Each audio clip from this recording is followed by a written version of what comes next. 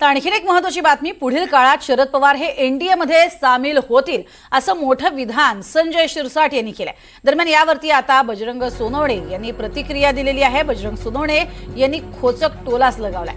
शिरसाट आणि शरद पवार यांची भेट झाली असेल त्यामुळे त्यांनी असं वक्तव्य केलं असावं असं म्हणत सोनवणेंनी टोला लगावलाय।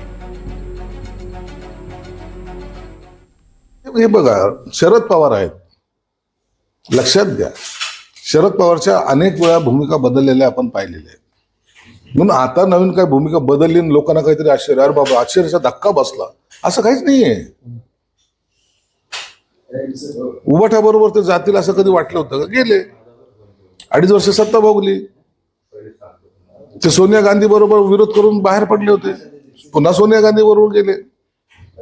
आता ते जर इतर पुन्हा एकत्रित येऊन जर ते एनडीए बरोबर जरी आले तर त्याच्यात आश्चर्य वाटण्यासारखं काहीही नाही। मोठं वक्तव्य आहे तुमचं हे की शरद पवार एनडीए मध्ये येऊ शकतात। का नाही येऊ शकत? काय राजकारणात काही घडू शकतं ना, त्याच्यात काय आश्चर्य वाटण्यासारखं काय? शरद पवार साहेबाबद्दल इतर पक्षाचं एखादा समजू शकतो, शरद पवार साहेबाबद्दल आश्चर्य वाटण्यासारखं काहीच नाहीये। शरद पवार साहेब कधी काय निर्णय घेतील हा अख्खा महाराष्ट्र जाणतोय। नाही, ठीक आहे ना, त्यांचं भविष्य आता सरसर साहेब मंत्री आहेत, ते काय बोलतायत त्याच्यावर मी काय भाष्य करावं असं मला वाटत नाही।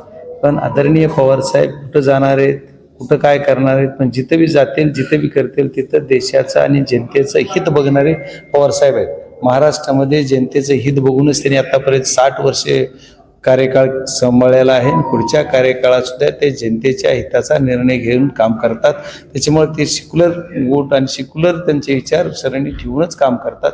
त्याच्यामुळे कुठं जातील असं त्यांना जे वाटतंय त्या पद्धतीनं, आता मी उद्याच्याला म्हणलं की शिंदे सेना सत्तेतून बाहेर निघणार आहे, याला काही म्हणजे हे नाही, पण मी तसं म्हणणार नाही। मी छोटा कार्यकर्ता आहे, शिरसट साहेब खूप मोठे नेते आहेत, त्यांना काही माहिती असेल, पवार साहेब त्यांचं बोलणं झालं असेल त्याच्यामुळे त्यांना माहिती असेल, मला माहिती सांगता नाही। माझं पवार साहेबाचं याच्यावर बोलणं नाही झालं।